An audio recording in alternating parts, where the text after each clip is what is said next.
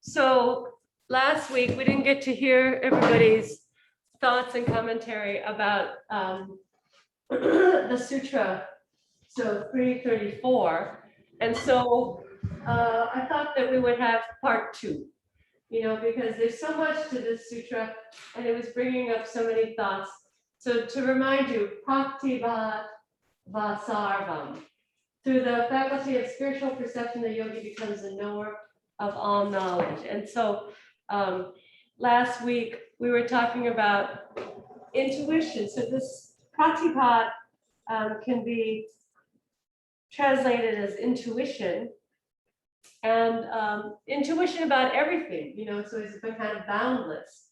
And so we were talking about how do we know, how do we differentiate between intuition and impulse? Like I was thinking, I heard a really interesting interview yesterday with Barbara Lee. Do you remember Barbara Lee? She was the one congressperson in 2001. The vote was 420 to 1. She was the one person who voted against authorizing war in retaliation for 9/11. She felt that the act that they were voting on was much too broad and that it would result in endless war, in the forever war, which is exactly what we saw over the last 20 years. And so what she said was something really interesting about her decision to vote against it. She said she has a background in psychiatric social work. So as a social worker, she knows that when we are traumatized, the nation was in trauma. When we are traumatized, the best thing to do is to stay put and to not make any major decisions when you're in trauma. Because when you're traumatized, you're not able to, your executive function is not available, is not accessible. We are very much in the amygdala, the fear center, the back brain, the survival brain. And survival brain is not a good place from which to make decisions, major life decisions. And so she was saying that's why she voted against the war, was realizing that everybody wanted to wage war because we were so scared, we were so traumatized, but that decisions made in that state are usually not good decisions. And so I thought that was a really interesting insight and so telling.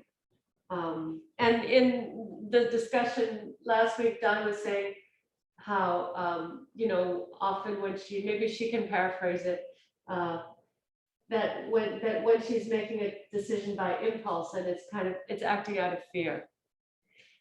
So anyway, I wanted to give a chance for others to comment because there were so many hands up, and unfortunately not everybody's here right now, but do others want to comment about this sutra?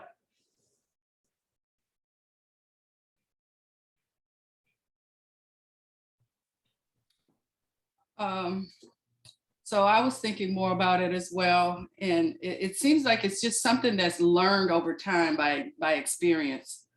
That reactionary, like if you think about, I think about how my mother kind of reared us as children, and she was very reactionary. So like if we did something that just set her off, we would get a backhand in a minute, but now as I've moved into, and I kind of raised my son similar because that's how I was raised that way. So, but now as I have been dealing with my granddaughter, I've learned how to kind of change my reactionary, like my impulses, to kind of understand where she's coming from. So like if she's having a bad day or if she didn't get enough sleep and she, might speak in a tone that would not be acceptable otherwise, so then I've been able to kind of just calm myself down and understand where she's coming from. So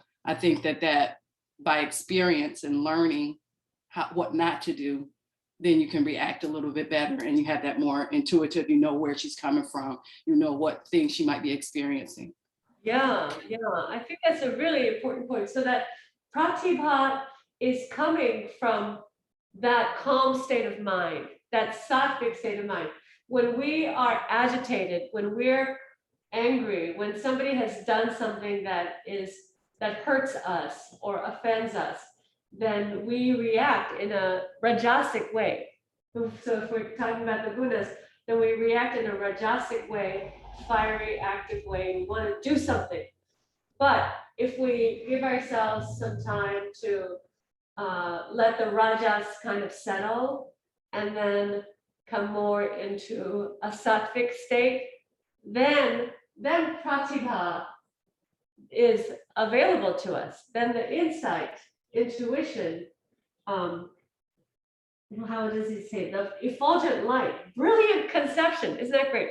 Brilliant conception, intuitive knowledge, faculty of spiritual perception, then it becomes available to us. So yeah, it's kind of like the prerequisite for the yogi is to learn how to take ourselves into the sattvic state. So it's this learning how to work with our own body chemistry, learning how to work with our own alchemy in order to quiet that reaction that many of us grew up with, and then learn how to, and then we could open to the next step, the right action, the correct, a more conducive or more healing or more effective response. Yeah. Don, were you going to say something? No, but I think you paraphrased it pretty well, and Michelle definitely just did by noting that the impulse was from a place of reaction. But something that one of my favorite quotes too is from this book, So Far From God by Ana Castillo, is we need to be able to pull out all of the lies that we've told ourselves and that others have told us that we believe in our heart before we're able to forgive. Or and on this end, that process makes me believe that that's part of this ¿cómo se llama? Pratibha. Pratibha. Yeah, it's part of the prativat. So we aren't going to be able to do that if we aren't conscious that we are living our perception with some lies, that we don't know, that we're tripping on the same rock, on the same foot over and over again. You know, like with Michelle, with her daughter, with And butter. you know, I come from, I think I'm the first generation of women that didn't beat the crap out of my daughter as well, you know, and for like probably 10 generations, you know, and so, and we've definitely, you know, come head to head on a few things, but it's not at the same level of, you know, like I'm reacting, you get the smack and the pull of the hair and the, you know, all in one good swipe. And like it was daily, you know, and so that also I think helps create this legacy in our generations of being able to find that place of Pratipa.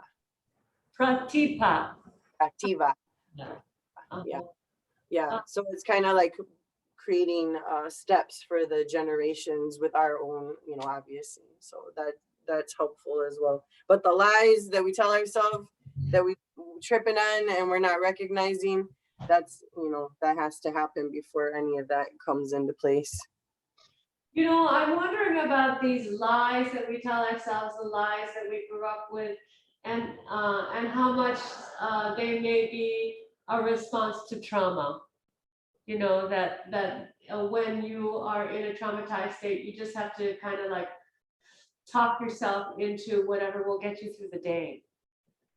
And so unfortunately, sometimes what gets us through the day is not going to be sustainable to get us through the year or the decade or through our lives, you know. Like a short-term fix is not always going to be the right, is not going to last by definition. And but yeah, like I think about, you know, my parents and grandparents and how, yeah, they were very much traumatized and they parented like that too. And so so it was out of colonization. You know, it was a result of colonization. It was a result of empire and racism and global white supremacy. So all of that have created these conditions where we don't, where we lie to ourselves, we pass the trauma on to further generations. And so here, you know, like as yoga practitioners, we are the ones who break the cycle. We are committed to breaking the cycle, social, political, cultural. You know, one more thing about what Michelle was saying. Resma Medicum talks about how when these behaviors show up in one person, we think of it as a personality trait. But then when it shows up in a family, then we think of it as just like, you know, what we grew up with. But then when it shows up in a whole culture, then we assume that this is just how the culture is. And so when everyone around you is living this way, believing this thing, then we just think that that's normal. It becomes the norm because we see it repeated everywhere we look.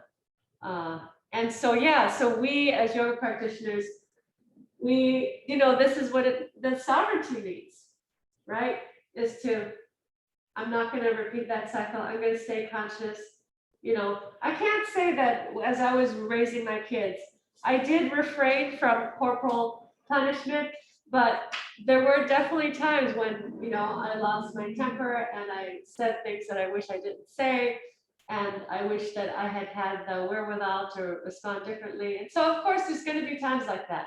But yeah, to be conscious, standing on our own 2 feet, to not get pulled back into the amygdala, the old brain, to stay, to be able to keep the cerebellum, frontal lobe of the brain,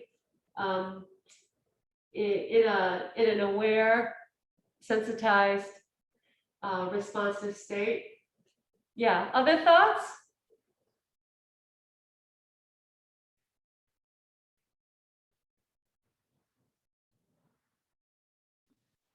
I was just kind of appreciating these different thoughts.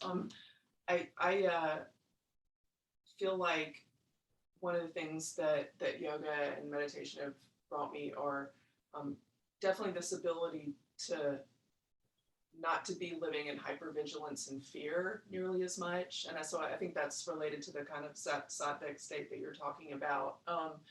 And in that, when I'm in that more in that state, I can just take in so much more information, and I don't have to be defensive and aggressive, which is, you know, I don't think I go around the world, you know, I don't think I go about my day being aggressive in general, but when I feel threatened, I certainly respond in a way that can be defensive. And I definitely, I hate to say it, but I have some Karen behaviors sometimes. You know, when someone out in the world is responding to me in a particular way, reacting to me in a particular way, sometimes I can be kind of harsh and short, and I'm actually less likely to do that now because I'm so much better able just to say, okay, this person's having a hard day, this person is feeling fearful about something, like those, that comes to me much more quickly, and I don't have to be reactive in the same way. I mean, I grew up in a household with corporal punishment that leaned into abuse, and I think, you know, in a white supremacy culture, which I certainly was raised in, you know, the kind of traumatic ripple effects of that, or that I want to, when I'm feeling fearful and threatened, I want to kind of grab control of the situation. And I really don't have to do that as much. I don't feel threatened by people as much. And again, I can just take in so much more about what's happening in the situation. So I don't think I'm much less likely to think it's like a power struggle between me and X person, whoever might be responding to. It's such a relief. Yeah, yeah. I wonder if folks could comment on that moment that you're describing, Martha, when, somebody does something that harms you or that is aggressive or violent. And I wonder if folks can describe that moment when you decide not to retaliate or, to respond differently or to change the vibration or to change the dialogue or to respond in a way that's going to be, often it does require being very strong. It's not a matter of like caving in, right? And so for instance, I'm thinking of something that happened recently and how I had to, so the practice of sovereignty, I had to kind of like confront it. I had to face it and I had to describe what was happening. I had to be able to like use my words to describe to this party what was happening, what I was seeing. And then they were able to respond. This was over the course of days, so it wasn't like in the moment. But then they were able to respond and say, yes, I understand that. And I should have acted differently, And so we didn't have like a all-out argument. And I feel like we were able to reach an understanding, an agreement together. And so anyway, can you think of that moment and what it took to shift the momentum or the energy in that moment?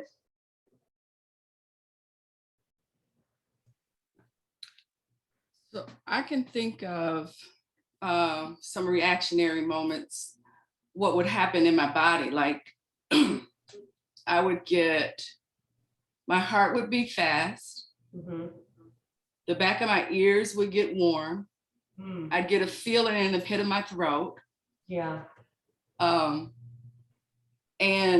it was then where like you could just, go with that, or you could take a few breaths. Mm-hmm.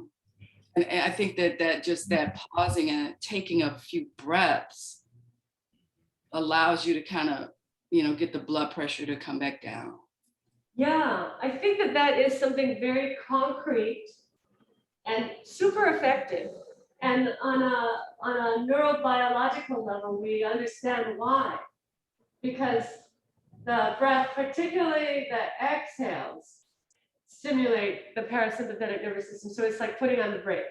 It's like pressing the brake. Like you're about to crash into another car and you press the brake through the exhale. That's what the exhale does. And so, yeah, I think that is a super effective and quick, and it's always available to us. It's not like you have to like go and run to get your sage bundle or light a candle. It's like right there, right in our bodies. Any other thoughts?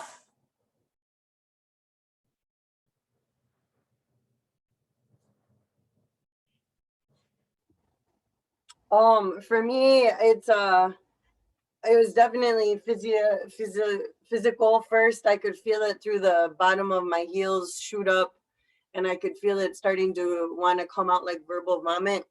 And when I recognized that like lightning path of rage that would be coming up, it would usually be with like rage or something. Then something else started to happen, because I would always tell my students judgment is a form of internal conflict unyet realized. I would realize that I was feeling judged or something in that moment, or I was, you know, something was making me react. And that's when I realized that there's something that I'm dealing with, like what Martha was just talking about, that that doesn't really have anything to do necessarily. I was like throwing everything in the kitchen sink, but at the same time, if they were coming at me crazy with something, you know, some criticism or some illogical, whatever, untruth, then I could recognize this person is dealing with internal conflict unyet realized, and that my opportunity is to find that calm place to hear them, or to hear myself, so that I can, you know, like Thich Nhat Hanh says, you don't throw the baby out, the screaming, crying baby in your heart out. You nourish it and put it back to sleep, you know. And so that was helpful. And over the years, the definitely all of these emotional regulation techniques and you know, pranayama, qigong, breathing has definitely helped me to access tools. But definitely those have to also be practiced ahead of time, otherwise they don't come out initially when you need That's them the true. most. Mhm. That's true. Yeah, we have to have it like in our pockets, you know, in our pantry, available to us. And also, yeah, what you're just commenting, Don, helps me remember that when we pause and take a few breaths ourselves, then we're also creating the space for the other person, the person that we may be in conflict with. We're creating space for them to pause, which is just as important. And then also the thing that I was remembering as I was listening to you is that when that path of rage is ignited, it might be might be not just my rage, but the rage of my parents and grandparents and great grandparents and my culture, the people that I come from, you know, and even my neighbors. It could be like we are channels for these stories, for this power and this pain to come through. And so I think that that's where like the path of the yogi is the path of the bodhisattva, that we are doing this not just for ourselves, but for each other, that we're upholding each other's sovereignty and going back generations and going forward generations. So anyway, yeah, Yes, I've been struggling with suppressing it or bending it or channeling it. When it takes over, it's like an animal. It takes over. It's like a beast. So do I wanna kill the beast, or do I wanna channel it somewhere that I actually need it? It's so much power, so much energy. So do I wanna go, you know, work on the garden? Do I wanna go and clean someone's house as a service, or do I wanna channel it somewhere that could be destructive, as you're saying, through time and space? So that's very true. I also think the way that you were talking about it also really resonates with how, as yogis, you see their body. yeah, they might not even know it or feel it. Immediately or not, you can figure out their breathing, their diet, their aura, their smell. That gives you so much information about their pain. So you can come to some space of empathy or wisdom or even scientific approach towards the situation that could pull you out of that reactionary space a little bit, because you are able to observe and distinguish or diagnose the symptoms.